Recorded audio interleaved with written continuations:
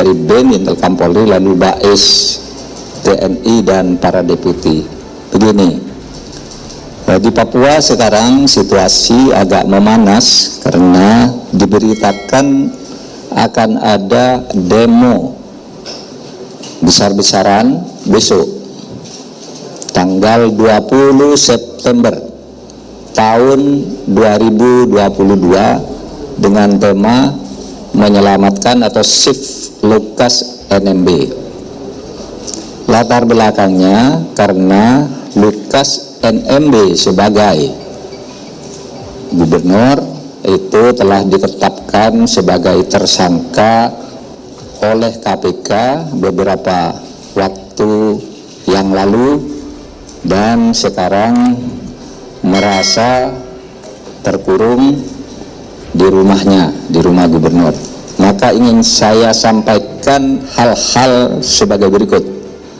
Satu, kasus Lukas NMB bukan rekayasa politik, tidak ada kaitannya dengan parpol atau pejabat tertentu, melainkan merupakan temuan dan fakta hukum.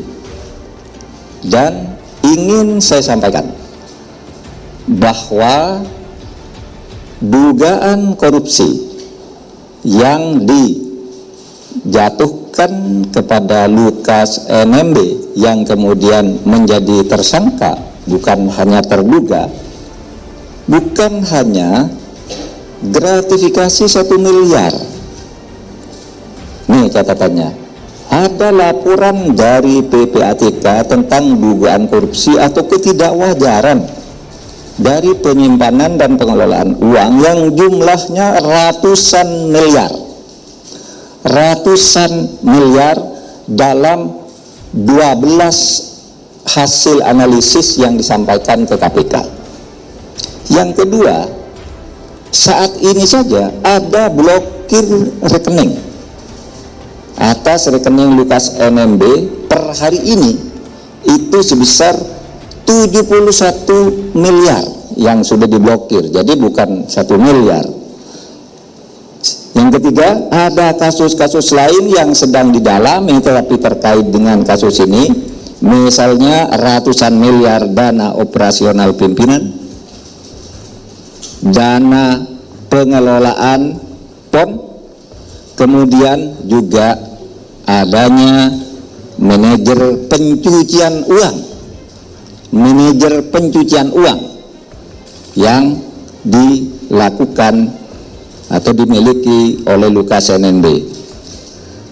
Selanjutnya, BPK selama ini tidak berhasil melakukan pemeriksaan karena selalu tidak bisa diperiksa, sehingga BPK lebih banyak disclaimer atas kasus keuangan di Papua tersebut. Oleh sebab itu lalu bukti-bukti hukum mencari jalannya sendiri dan ditemukanlah kasus-kasus tersebut. Kemudian, saudara, oleh sebab itu sebuah artikel yang beredar yang mengatasnamakan pendeta atau gembala Dr. AG Sokrates Yoman yang menyebut bahwa Lukas pada bulan Maret tahun 2019 ke Jakarta untuk berobat dan tinggal di Jakarta karena ada COVID, ada lockdown, sehingga pada bulan Mei 2019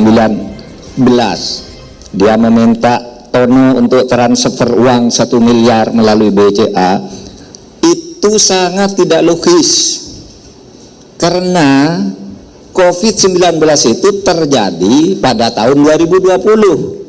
Bagaimana dia sudah lockdown dan mengirim uang ke lockdown COVID tahun 2019 gitu, sehingga itu sangat menyesatkan publik, seakan-akan uang 1 miliar itu terjadi pada saat COVID, padahal di COVID-nya itu dia menyebutnya 2019, jauh setahun, dan lockdownnya itu di Indonesia saudara tahu itu tahun 2020 dan tahun 2019 ini ditulis 2 kali di surat ini bukan keliru ketik gitu, karena 2 kali ditulis. Nah, saudara sekalian, kasus Lukas NMB ini bukan baru terjadi sekarang menjelang situasi politik seperti ditulis oleh Romo tadi, situasi politik menjelang 2024 karena ada parpol dan sebagainya.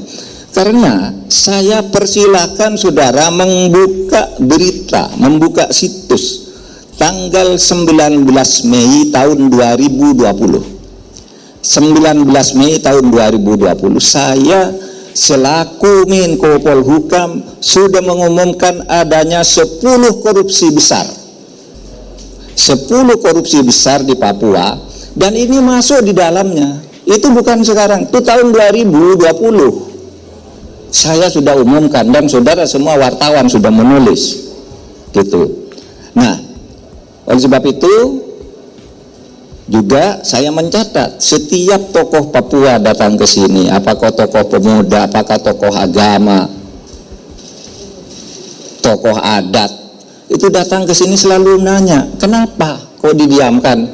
Kapan pemerintah bertindak atas korupsi itu? Kok sudah mengeluarkan daftar 10? Kok tidak ditindak? Gitu. Nah, saudara sekalian, oleh sebab itu kepada saudara Lukas NMB, menurut saya, ya kalau dipanggil KPK datang saja. Jika tidak cukup bukti, kami ini semua yang ada di sini menjamin dilepas. Nggak akan dihentikan itu. Tetapi kalau cukup bukti ya harus bertanggung jawab, karena kita sudah bersepakat membangun Papua yang bersih dan damai sebagai bagian dari program pembangunan Negara Kesatuan Republik Indonesia. Saya persilakan Bapak Iwan Yustiawandana untuk menyampaikan secara singkat tentang data-data yang saya sebut tadi. Silakan Pak Iwan. Bismillahirrahmanirrahim. Assalamualaikum warahmatullahi wabarakatuh. Terima kasih Pak Menko. Jadi teman-teman, sesuai dengan apa yang disampaikan oleh Pak Menko, jadi proses terkait dengan LE ini sudah dilakukan sejak 5 tahun lalu, tepatnya di 2017. Jadi sejak 2017 sampai hari ini PPATK sudah menyampaikan hasil analisis sebanyak 12 hasil analisis kepada KPK. Variasi kasusnya ada setoran tunai, kemudian ada setoran melalui nomini-nomini ya, pihak-pihak lain. Angkanya dari 1 miliar sampai ratusan miliar. Sebagai contoh teman-teman, sebelum dalam waktu singkat ini terkait dengan penghentian, salah satu hasil analisis itu adalah terkait dengan transaksi setoran tunai yang bersangkutan di kasino judi senilai 55 juta dolar atau 560 miliar rupiah. Itu setoran tunai dilakukan dalam periode tertentu. Bahkan ada dalam periode pendek setoran tunai itu dilakukan dalam nilai yang fantastis 5 juta dolar. Dan PPATK juga menemukan adanya pembelian perhiasan dari setoran tunai tadi sebesar pembelian jam tangan ya, sebesar 55 ribu dolar. Itu 550 juta rupiah. Lalu kemudian PPATK juga mendapatkan informasi bekerja sama dengan negara lain dan ada aktivitas perjudian di 2 negara yang berbeda, dan itu juga sudah PPATK analisis dan PPATK sampaikan kepada KPK. Terakhir terkait dengan apa yang disampaikan oleh Pak Menko, PPATK sudah melakukan pembekuan penghentian transaksi kepada beberapa orang di 11 penyedia jasa keuangan. Ada asuransi, ada bank, dan kemudian nilai dari transaksi yang dibekukan oleh PPATK di 11 PJK tadi ada 71 miliar lebih. Dan ada juga transaksi yang dilakukan di 71 miliar tadi, mayoritas itu dilakukan di anak yang bersangkutan, di putra yang bersangkutan. Jadi itulah yang bisa kami sampaikan dalam kesempatan ini untuk menyampaikan apa yang telah Pak Menko sampaikan sebelumnya. Demikian Pak Menko. Berikutnya, sini Pak. Berikutnya ini dari KPK Pak Alex Marwata atau Alex Marwoto, sama aja saudara bacanya. Pokoknya nulisnya Marwata. Tergantung dari siapa yang baca. Gitu. Ya, terima kasih Pak Menko. Ya, selamat siang teman-teman wartawan. Jadi narasi yang dikembangkan saat ini kan seolah-olah KPK melakukan kriminalisasi karena hanya menyangkut uang senilai 1 miliar. Saya sampaikan pada kesempatan ini pada saudara-saudara saya yang di Papua dan juga kepada penasihat hukum bahwa dalam proses penyelidikan baru 1 miliar itu yang bisa kami lakukan klarifikasi terhadap saksi maupun dokumen. Tetapi perkara yang lain itu juga masih kami kembangkan. Tadi Pak Ivan menyampaikan ratusan miliar, ya, ratusan miliar transaksi mencurigakan yang ditemukan PPATK. Itu kami dalami semua, ya. Jadi tidak benar hanya 1 miliar. Nah, pada penasihat hukum dari Pak Lukas NMB, ya, kami mohon kerjasamanya kooperatif. Nah, KPK berdasarkan undang-undang yang baru ini bisa menghentikan penyidikan dan menerbitkan SP3, ya. Kalau nanti dalam proses penyidikan, ya, Pak Lukas itu bisa membuktikan dari mana sumber uang yang puluhan ratusan miliar tersebut, misalnya Pak Lukas punya usaha tambang emas, ya sudah, pasti nanti akan kami hentikan. Tapi mohon itu diklarifikasi, ya, penuhi undangan KPK, panggilan KPK untuk diperiksa, ya. Kami akan melakukan pemanggilan, ya, kembali, ya. Mohon nanti Pak Lukas dan juga penasihat hukumnya untuk hadir di KPK, ataupun kalau misalnya Pak Lukas ingin diperiksa di Jayapura, kami juga mohon kerjasamanya agar juga masyarakat ditenangkan. Kami akan lakukan pemeriksaan secara profesional.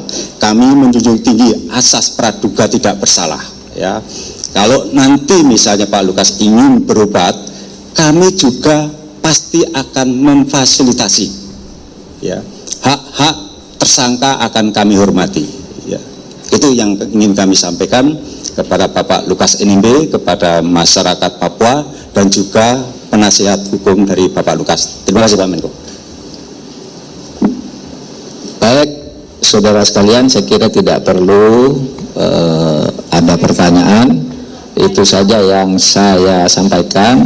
Besok kalau memang mau demo, demolah dengan tertib. Negara ini menjamin orang berdemo, tetapi kepada aparat yang di sana juga supaya menjaga keamanan dan ketertiban.